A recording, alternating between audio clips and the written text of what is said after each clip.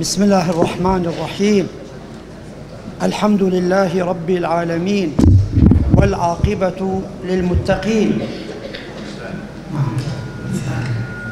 والصلاة والسلام على المبعوث رحمة للعالمين وعلى آله وصحبه ومن تبع هداه إلى يوم الدين. صاحب الفضيلة الأستاذ الدكتور علي أوباش، رئيس الشؤون الدينية في جمهورية تركيا العزيزة. صاحب الفضيلة فضيلة الأستاذ الدكتور مروان أبو عاصم، رئيس لجنة القدس وفلسطين بالاتحاد العالمي لعلماء المسلمين. صاحب الفضيلة فضيلة الأخ الحبيب والعزيز، كلكم إخوتي وأحبتي، الدكتور محمد هرمز، نائب رئيس الاتحاد العالمي لعلماء المسلمين ورئيس معهد التفكر والرئيس السابق للشؤون الدينية. صاحب الفضيلة فضيلة أخي الدكتور عصام البشير، نائب رئيس الاتحاد العالمي لعلماء المسلمين والأمين العام لأمناء الأقصى. أصحاب الفضيلة والسماحة والسعادة، إخوتي الكرام، أخواتي الكريمات، أحييكم جميعا بتحية الإسلام، وتحية الإسلام السلام، فسلام الله عليكم ورحمته وبركاته. واسمحوا لي إخوتي الكرام، قبل أن أتحدث عن ما أريد أن أتحدث به، أن أتجه نحو غزة، نحو غزة العزة، نحو هذا الشعب البطل، نحو هذا البلد العزيز، نحو بلد عسقلان كما يسميه الإمام الشافعي حينما مر قال: ولدت في عسقلان، وقصده أنه ولد بغزة التي هي تتبع عسقلان. وأوجه هذه الرسالة التي حقيقة لا تستطيع أبداً أن تعبر عن المأساة ولا تعبر عما يجيش في قلبي وفي قلوبكم، ولكنها ربما هي منفذ ومن خلاله نحاول أن نوصل ما يجيش في قلوبنا، أن نوصله إلى إخواننا في غزة، لنشاركهم في مأساتهم، ولنشاركهم أيضا بإذن الله تعالى في آمالهم وفي آلامهم. وإني حقيقة كما قلت أعترف اعترافا شديدا، لا لساني ولا قلمي قادران على التعبير، وإنما أحاول أن أبين وأرسل رسالة الاعتزاز والافتخار ورسالة المجد والعزم والابتكار. فقد عجزت الأمة أن تثبت، الأمة الإسلامية في هذا القرن، أن تثبت أمام طغيان دولة الصهاينة، ولكنكم أنتم يا أهل غزة وضفة أيضا أحدثتم شرخا لم تقفوا في وجه الطغيان فقط، وإنما أحدثتم شرخا في هذا الكيان لن يلتئم أبدا بإذن الله تعالى.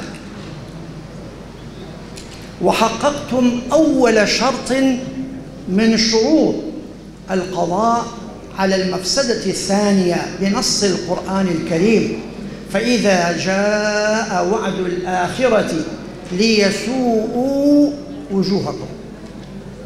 فقد حققتم بتصرفكم الأول ورد الفعل الذي ترتب على هذا، حققتم هذا السواد، سودتم فعلا وجوه العدو في كل الجوانب، في الحرب وكذلك في الجانب الأخلاقي.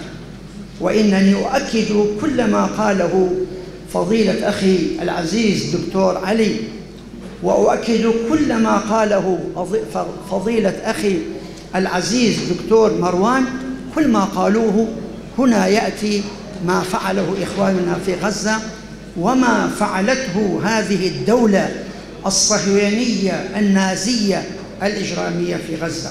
ومع ذلك حققتم هذا الشرط الأساسي، وإن كان الثمن كبيراً والتضحيات جساماً، ولكن الله اختاركم واصطفاكم من بين العالمين لتحقيق هذه الأهداف وللدفاع عن المسجد الأقصى والقبلة الأولى. فجزاكم الله عن الإسلام والمسلمين خيراً، ونحن حقيقة نقف معكم بكل ما يمكن. ولو كان كما طلبنا، لو كان هناك مجال والله لطرنا إليكم ولقلنا ما قاله الشاعر أسير بالقطا: هل من يعير جناحه لعلي إلى من قد هويت أطير. ولكننا مع الأسف الشديد يزداد ألمنا بعجزنا.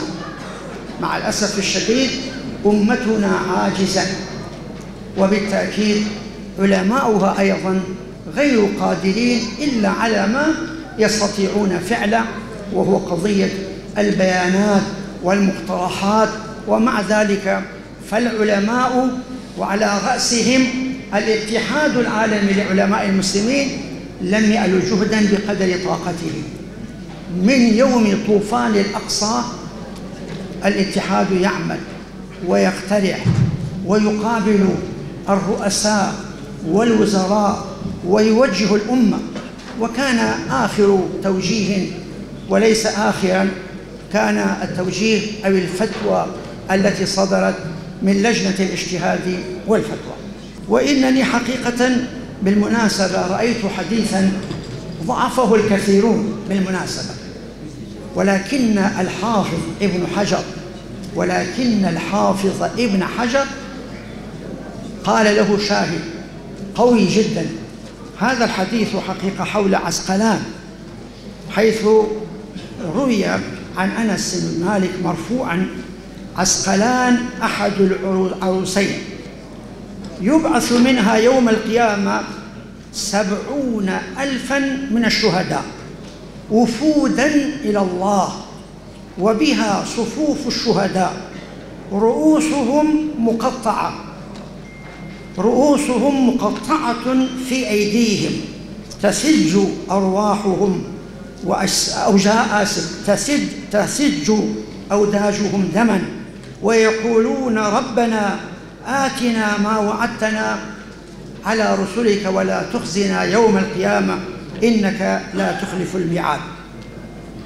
فيقول الله سبحانه وتعالى: صدق عبادي اغسلوهم فيخرجون نقاء بيضا فيسرحون في الجنة حيث شاءوا. قال الحافظ العسقلاني في القول المسند، لأن حديث رواه الإمام أحمد في مسنده، قال الحافظ في القول المسند قال: وجدت له شاهدا من حديث ابن عمر إسناده أصلح من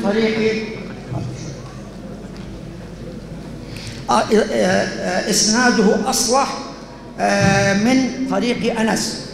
ثم أنا شخصيا رجعت إلى الحافظ الهيثمي وقال الحديث الآخر الذي، ثم رجعت حقيقة إلى مجمع الزوائد للحافظ الهيثمي فقال: هذا الحديث كل رجاله ثقات وفيه عقال، وهو هلال بن زيد بن يسار، وثقه ابن حبان وضعفه آخرون، ولكنه بمجموع الروايات والأسانيد ينهض حجة.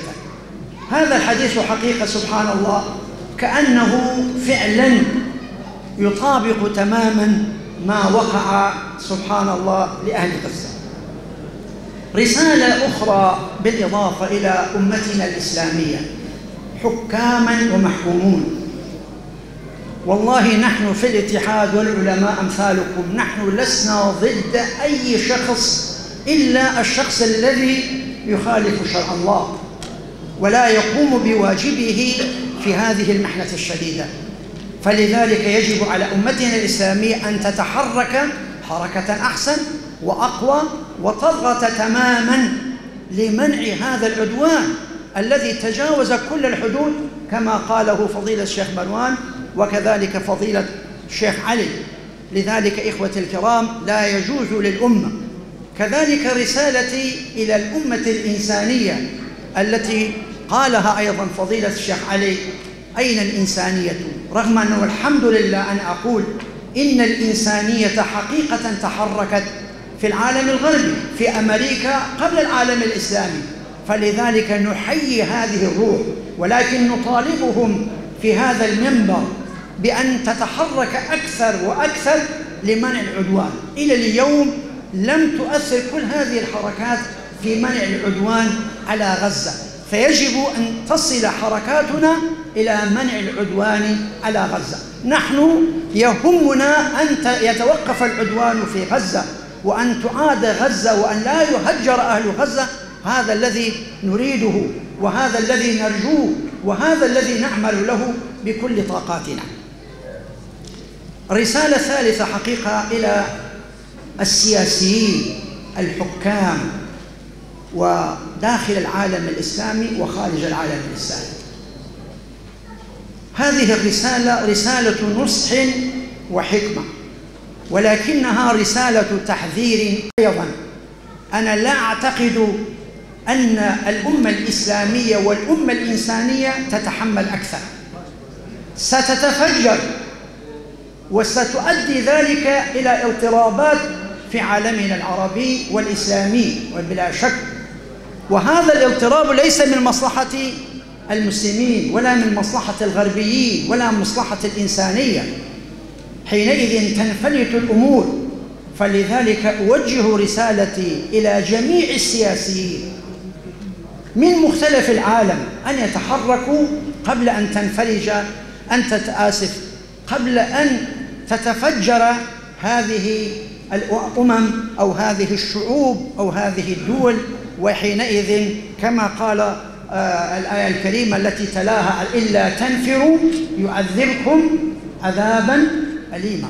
فلذلك إخوتي الكرام يعذبكم عذابا، هذا العذاب إلا تنفروا. هذا ليس فتوى للعلماء. الناس مع الأسف الشديد ناقشوا فتوانا كأنها فتوى اجتهادية صدرت من لجنة، بينما هذه حقيقة نصوص شرعية، آيات قرآنية تطالب الناس جميعا. حتى بالنسبة لغير المسلمين، إمام محمد بن حسن الشيباني رحمه الله في كتابه السير الكبير يقول: يجب على خليفة المسلمين إمام المسلمين أن يدافع عن المظلومين إن كان قادرا على ذلك، حتى ولو أدى ذلك إلى إعلان الجهاد. فحماية المظلومين شريعتنا وشريعة داخل كل الشرائع الإسلامية والإنسانية. أين هذا؟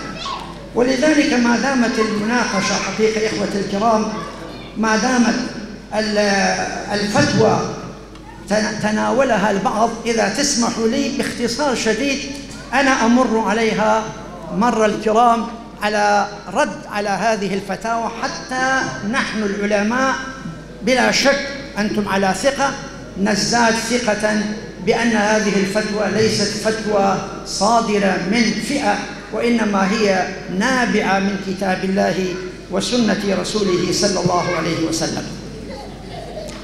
الشبهة الأولى حقيقة قالوا لم تستأذن أو لم يستأذن أهل غزة الدول العربية والإسلامية.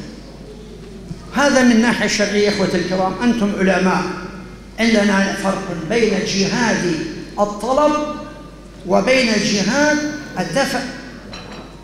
في جهاد الطلب نعم يجب الاستئذان، ولكن في جهاد النفر أو جهاد الدفع بإجماع العلماء يجب الذي قلناه في الفتوى هو الموجود في كتب الفقهية، وهو المدلول عليه بالكتاب والسنة. إذا احتلت أرض إسلامية مش لا أقول الأقصى، أي أرض إسلامية يجب على أهلها، ونص بأنه لا حاجة إلى الاستئذان من الوالد ولا من الزوج هذا نصوص الفقهاء. فأهل غزة قاموا بهذا الواجب، أرضهم محتلة ومحاصرين 17 عاما، والأمة غافلة، والتطبيع ماشي تماما إلى أقصى حد، والقضية الفلسطينية إلى الإسيان، واللاءات العربية إلى كلمة نعم في كل هذه المجالات. ما الذي هم قاموا بالواجب، فبدل أن نشكرهم وأن نقف معهم نقول لا والله أنتم ما استأذنتم. طيب يستأذنوا من بالمناسبة؟ هل هناك إمام المسلمين حتى يستأذنوا؟ ولذلك إخوة الكرام هذه شبهة باطلة.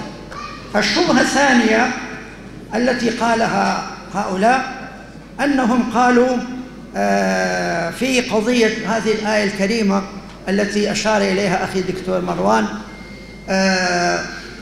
نعم، وإن استنصروكم في الدين وإن استنصروكم في الدين فعليكم النصر إلا على قوم بينكم وبينهم ميثاق. هذه الآية في سورة الأنفال، آية حتى ما أدخل في تفاصيلها 72 تقسم المسلمين إلى المؤمنين حقا الذين استجابوا لله وللرسول وهاجروا، ولكن مجموعة لأي سبب بقوا في قراهم أفرادا ولم يهاجروا. نص الآية الكريمة أقرأها على حضراتكم: ولم يهاجروا فما لكم من ولايتهم. هذا ليس لكم ولاية لأنهم لم يسمعوا كلام الرسول صلى الله عليه وسلم. وهذه الأرض ليست أرضا إسلامية مثل غزة، وإنما أرض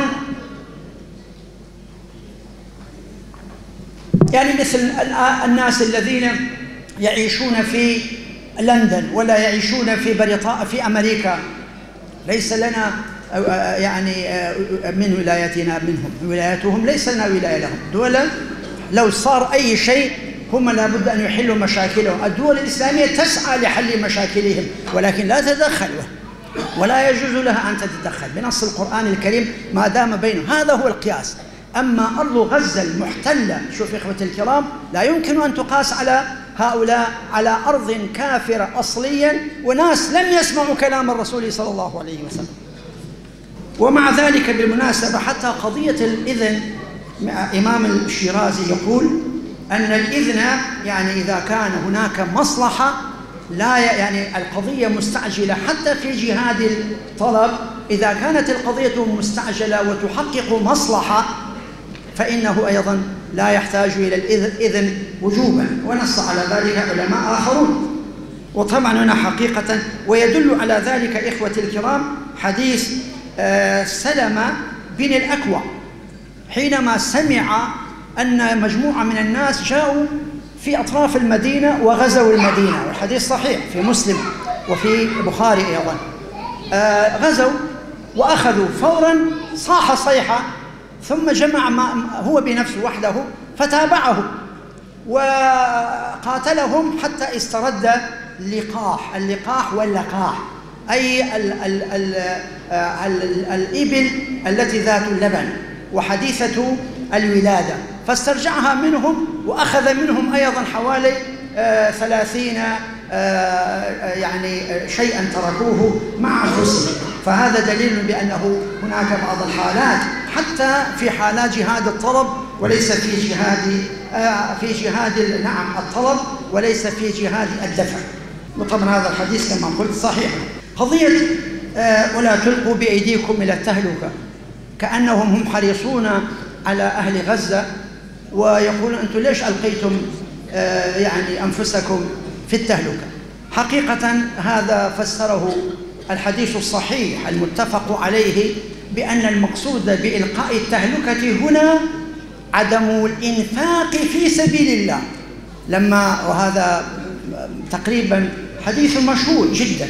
عدم الإنفاق في سبيل الله هو التهلكة. كيف يكون التهلكة؟ لأنه إذا ما أنفقنا المال على الجهاد سيأتي العدو وحينئذ يهلكنا. شوف الهلاك موجود. إذن المقصود بالتهلكة التهلكة الحالية والتهلكة المآلية.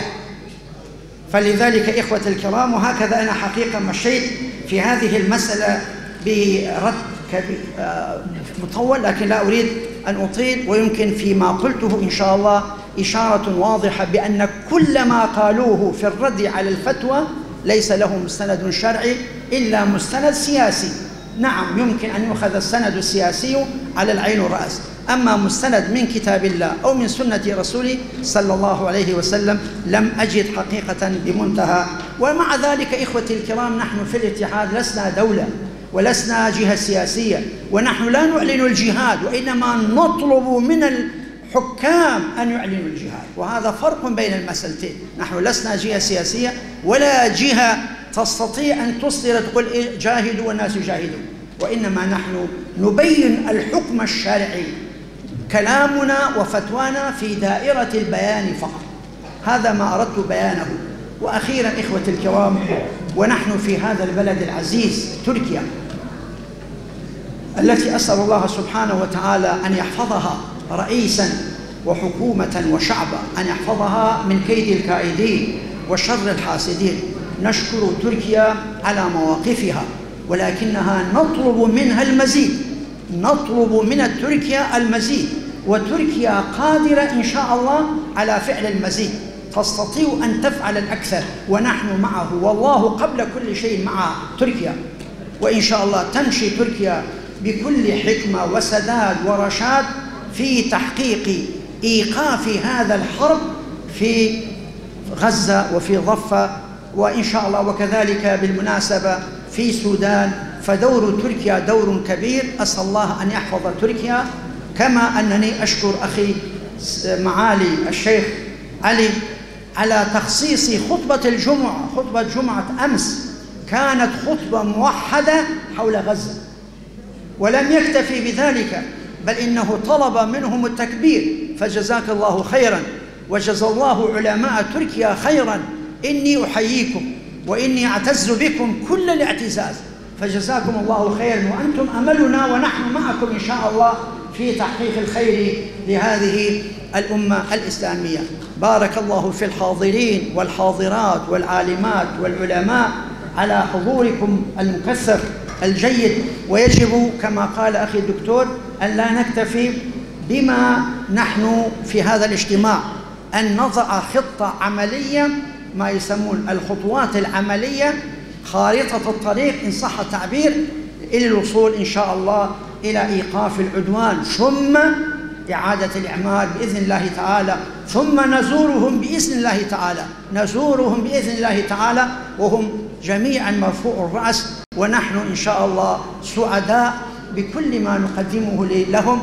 فبارك الله فيهم، وأسأل الله العظيم رب العرش العظيم وبأسمائه الحسنى وبصفاته العلى وباسمه الأعظم أن ينصر إخواننا في غزة نصرا عزيزا، وأن يؤيدهم أن تؤيدهم يا ربي بجندك، أن تنصرهم نصرا عزيزا، أن تهلك هؤلاء الطغاة الذين طغوا في البلاد فأكثروا فيها الفساد، ما تركوا شيئا. اللهم دمرهم تدميرا وتبرهم تتبيرا يا ربي، ولا تترك لهم غاية، واجعلهم عبرة وآية يا الله، يا حي يا قيوم يا قهار يا قادر، والله إنك على كل شيء قدير. والسلام عليكم ورحمة الله وبركاته.